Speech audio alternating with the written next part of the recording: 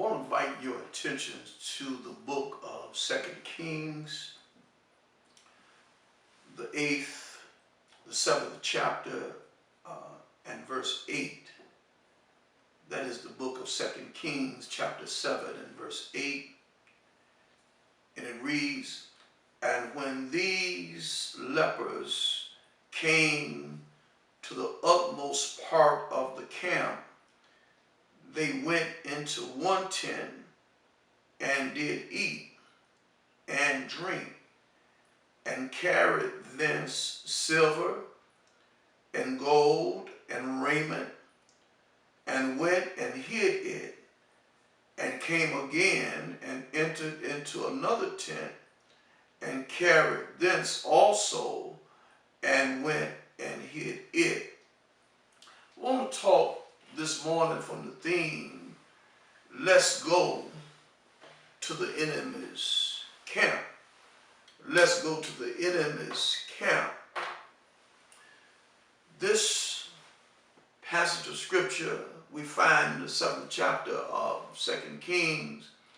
And what we really want to look at are verses 3 through 8. And you'll find in that passage of scripture, you find a prophet's poise. You'll find a paradigm of a pandemic. And finally, we'll look at a powerful prognosis. When we look at the 7th chapter of Kings, we have something very unique. We have the enemies, which are the Syrians. We have the Samaritans are shut up in their city. There's a famine in the land. They're starving. And then on the outside of the city, we have 4 lepers. Lepers were not allowed to be a part of the larger society. They had to live in isolation. They had to live and move in columns because of their leprosy. And they're in a situation where if they go into the city, they will die because people are dying of starvation. If they sit at the gate outside of the city, eventually they will die. And these 4 lepers decided amongst themselves, at least let us go to the enemy's camp, and there may be a chance that we may live. And it may be a chance that we can find something to eat. And if they kill us, we'll die. But if we just sit here, surely we will die. The first thing we'll want to look at is a prophet's poise. And what we see Elisha, after being threatened by the king of Syria, and how they would destroy him because he was giving the children of Israel information that was beneficial to them against the Syrians. And so we see him as the king sent his men, his servants, and Elisha is sitting back, not in a state of panic, but he's sitting back. The prophet, we see him sitting with calm.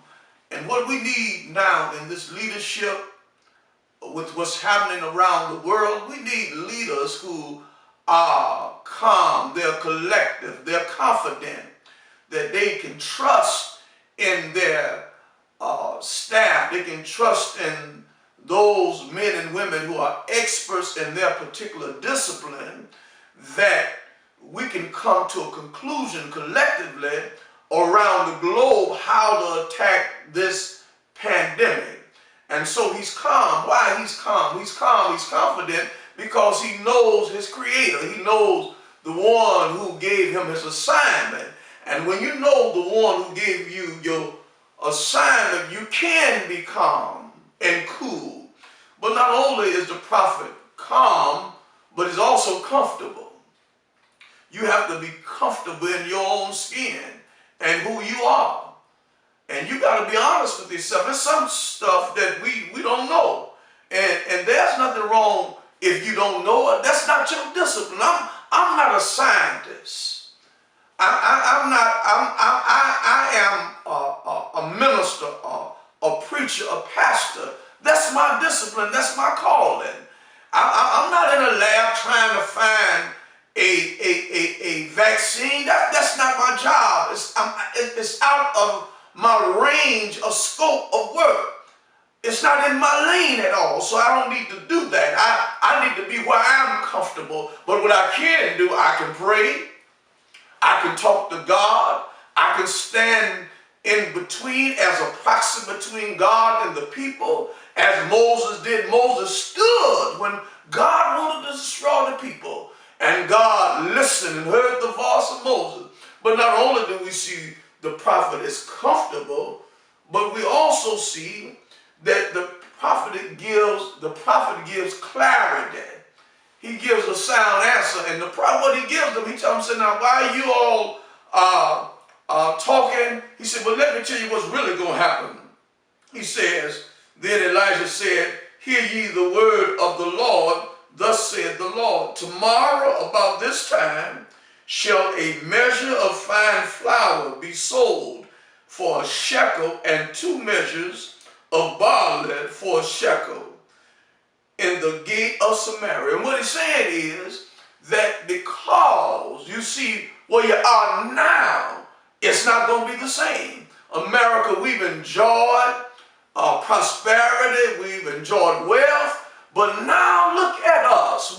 We're worrying about wondering if the economy is going to come back, and we are billions and trillions of dollars. States are closed, some are open. We are panicking because we think that which we was in love with the last 400 years, we're losing.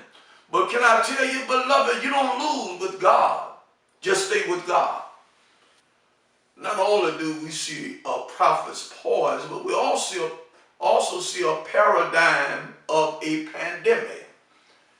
We didn't know what this pandemic would look like because most of us in our lifetime have never seen what a pandemic really looks like.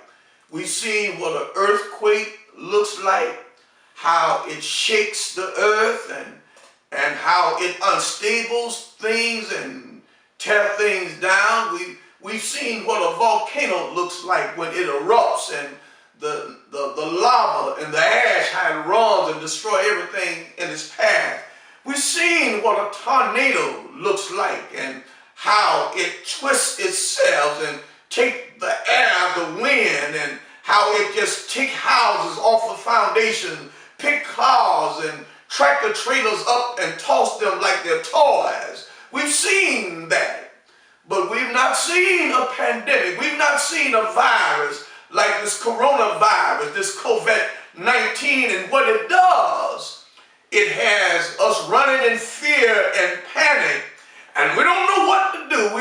We're washing our hands more than we ever washed them before. We're wearing masks. We're staying locked up in our houses because we've not seen this paradigm before. But we can learn a lesson from the lepers. The lepers hadn't seen starvation. They hadn't been surrounded by enemies. They were always isolated. They were always ostracized. But now they are in a position that they hadn't seen before, and they teach us a lesson what to do when you're in a situation that you've not been before. Oh, beloved, I feel good today because just like the Hebrew boys in that fiery furnace had not been in a furnace before, but when you get there, if you trust the one who brought you there, will be there in the midst of the fire. And not only do we see a lesson from the lepers, but we see a life decision from the lepers. And this is what they say. They say, now, if we sit here, we're going to die. If we go into the city, there's no food there. They're dying of famine. we at least should go to the enemy's camp. Pre-adventure, we'll get there and live. And that's what we're trying to do now. We're trying to live. Beloved, we're trying to live.